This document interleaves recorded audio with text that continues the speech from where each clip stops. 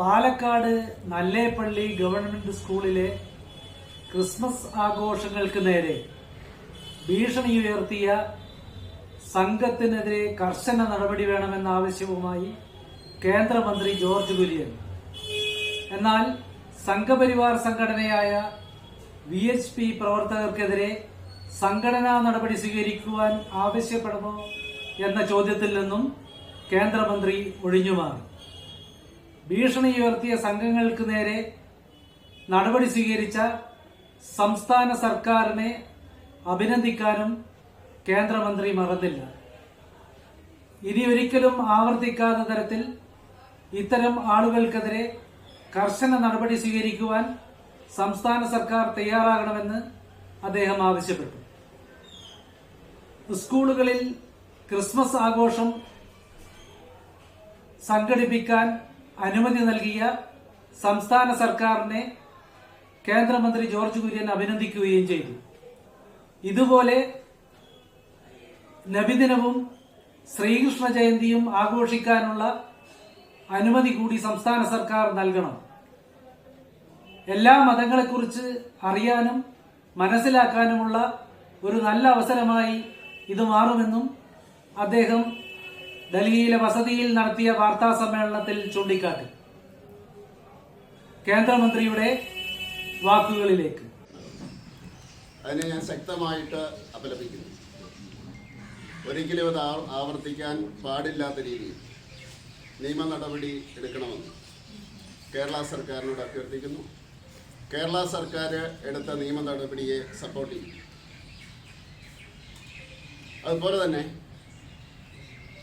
കേരള സർക്കാരിൻ്റെ നടപടി സ്വാഗതാർഹമാണ്. ഗവൺമെൻറ് സ്കൂളുകളിൽ ക്രിസ്മസ് ആഘോഷമാകാം എന്നുള്ള തീരുമാനത്തെ സ്വാഗതം ചെയ്യുന്നു. അതോടൊപ്പം തന്നെ നബിദിനം അത് അങ്ങനെ സ്കൂളുകളിൽ ആഘോഷിക്കുന്ന രീതി ഉണ്ടെങ്കിൽ അതും അനുവദിക്കണം എന്ന് അഭ്യർത്ഥിക്കുന്നു. നബിദിനവും അതുപോലെ തന്നെ ശ്രീകൃഷ്ണ ജയന്തിയും പോലെയുള്ള ആഘോഷങ്ങളും ഗവൺമെൻറ് സ്കൂളുകളിൽ അനുവദിക്കുന്നതുകൊണ്ട് എല്ലാ മതങ്ങളുടെയും ആഘോഷ രീതി കുട്ടികൾക്ക് മനസ്സിലാക്കാൻ സാധിക്കും. പൂർണ്ണമായിട്ടും അതിനെപ്പറ്റിയുള്ളൊരു ബോധ്യമുണ്ടാകും. അങ്ങനെയുള്ള തീരുമാനത്തെയും ഞാൻ സ്വാഗതം ചെയ്യുന്നു.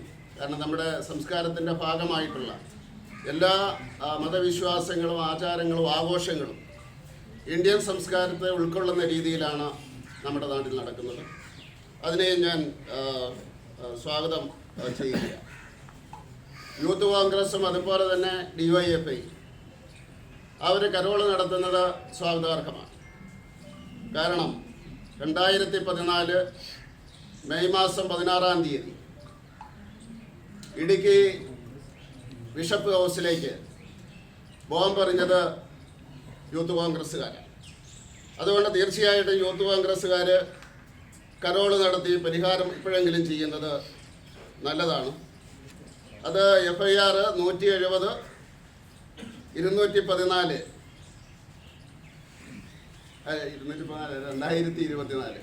2024 കഞ്ഞുക്കുഴി പോലീസ് സ്റ്റേഷനിലാണ് ആ കേസ് രജിസ്റ്റർ ചെയ്തിരിക്കുന്നത്.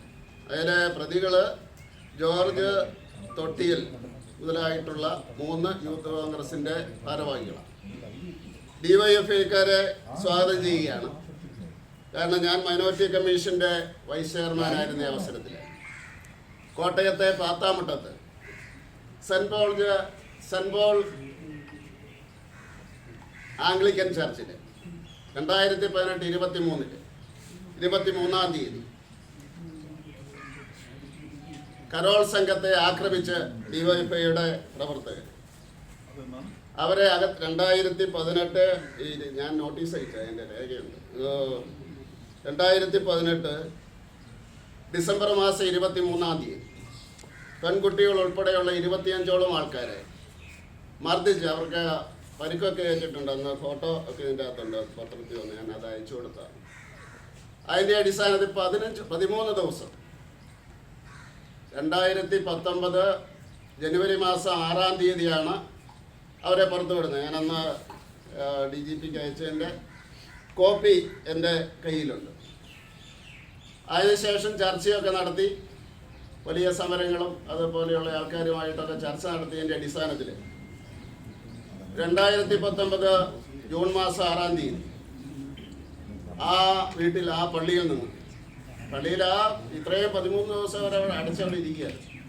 അവരെ പുറത്താക്കിയ, അവരെ പുറത്ത് വിടാൻ, വീട്ടിൽ വിടാൻ വേണ്ടി DYFI അനുവദിക്കുകയുണ്ടായി.